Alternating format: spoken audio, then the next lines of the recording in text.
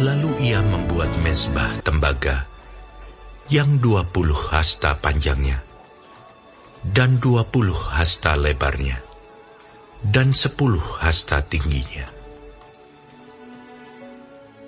Kemudian dibuatnyalah laut tuangan yang 10 hasta dari tepi ke tepi.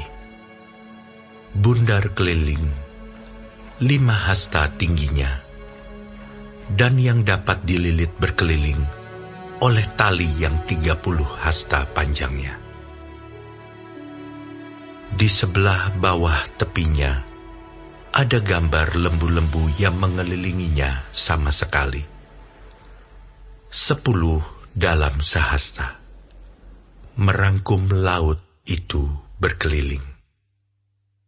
Lembu itu 2 jajar, dituang setuangan dengan bejana itu. Laut itu menumpang di atas 12 lembu, 3 menghadap ke utara, dan 3 menghadap ke barat, 3 menghadap ke selatan, dan 3 menghadap ke timur. Laut itu menumpang di atasnya, sedang segala buntut lembu itu menuju ke dalam. Tebal laut itu setapak tangan, dan tepinya serupa tepi piala, seperti bunga bakung yang berkembang. Laut itu dapat memuat 3.000 bat air. Lagi pula dibuatnya 10 bejana pembasuhan, dan ditaruhnya 5 pada sisi kanan, dan 5 pada sisi kiri sebagai tempat pembasuhan. Di situ orang membasuh apa yang diperlukan untuk korban bakaran. Sedang laut itu adalah untuk para imam sebagai tempat membasuh.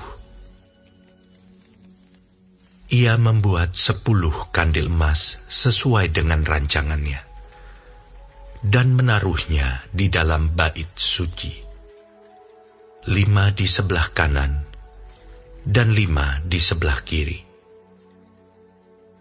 Selanjutnya ia membuat 10 meja, dan menempatkannya di dalam bait suci, 5 di sebelah kanan, dan 5 di sebelah kiri. Ia membuat pula 100 bokor penyiraman dari emas. Ia membuat juga pelataran para imam, halaman besar, dan pintu-pintu halaman itu. Pintu-pintu itu dilapisinya dengan tembaga. Laut itu ditaruhnya pada sisi kanan, arah tenggara. Dan Huram membuat juga kuali-kuali, penyodok-penyodok, dan bokor-bokor penyiraman. Demikianlah Huram menyelesaikan pekerjaan yang harus dilakukannya bagi Raja Salomo di rumah Allah, yakni kedua tiang, dengan kedua bulatan ganja di kepala tiang itu, kedua jala-jala yang menutup kedua bulatan ganja itu, 400 buah delima untuk kedua jala-jala itu, 2 jajar buah delima untuk 1 jala-jala, guna menutupi kedua bulatan ganja yang di atas tiang itu. Juga telah dibuatnya kereta-kereta penopang dan bejana-bejana pembasuhan yang di atas kereta-kereta itu. Laut yang 1 itu dan ke-12 lembu di bawahnya.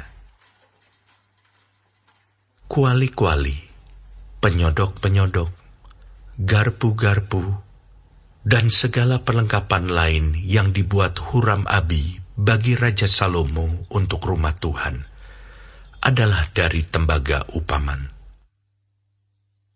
Raja menuang semuanya itu di lembah Yordan, di dalam tanah liat, antara Sukot dan Zereda. Salomo membuat segala perlengkapan itu dalam jumlah yang amat besar, sehingga berat tembaga itu tidaklah terhitung. Salomo membuat juga segala perlengkapan yang ada di rumah Allah, yakni mezbah dan meja-meja tempat menaruh roti sajian. Lagi pula kandil-kandil dari emas murni dengan pelita-pelitanya, untuk dinyalakan di depan ruang belakang sesuai dengan peraturan. Kembang-kembangnya, pelita-pelitanya, dan sepit-sepitnya dari emas. Semuanya dari emas murni. Pisau-pisaunya, bokor-bokor penyiramannya, cawan-cawannya, dan perbaraan-perbaraannya dari emas murni. Juga pintu masuk rumah itu, dan pintu-pintu yang di sebelah dalam ke tempat Maha Kudus, dan pintu-pintu ke ruang besar bait suci, semuanya dari emas.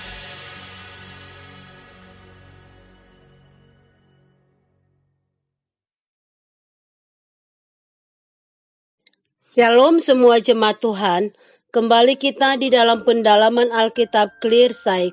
Sekarang kita sudah memasuki kitab 2 Tawarik 4. Tuhan Yesus memberkati.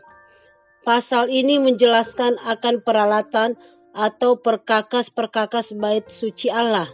Di antaranya mezbah tembaga, laut tuangan atau bejana perungu, 10 bejana atau baskom besar, dan 10 kandil emas. Semua itu memiliki fungsinya masing-masing. Yang pertama, mezbah tembaga sebagai tempat untuk mempersembahkan korban bakaran dan untuk menyucikan persembahan tersebut.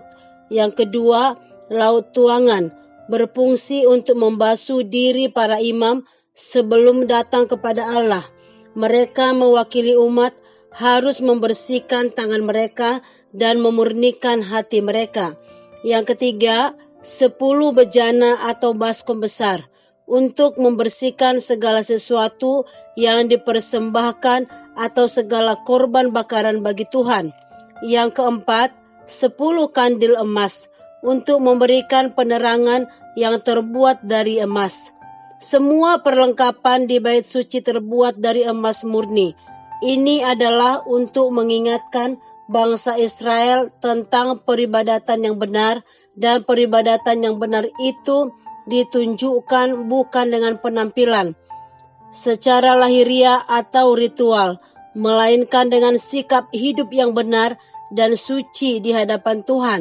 Artinya, untuk datang kepada Tuhan diperlukan hati yang bersih, murni, tulus, bukan hanya sekedar persiapan secara penampilan. Amin. Tuhan Yesus memberkati.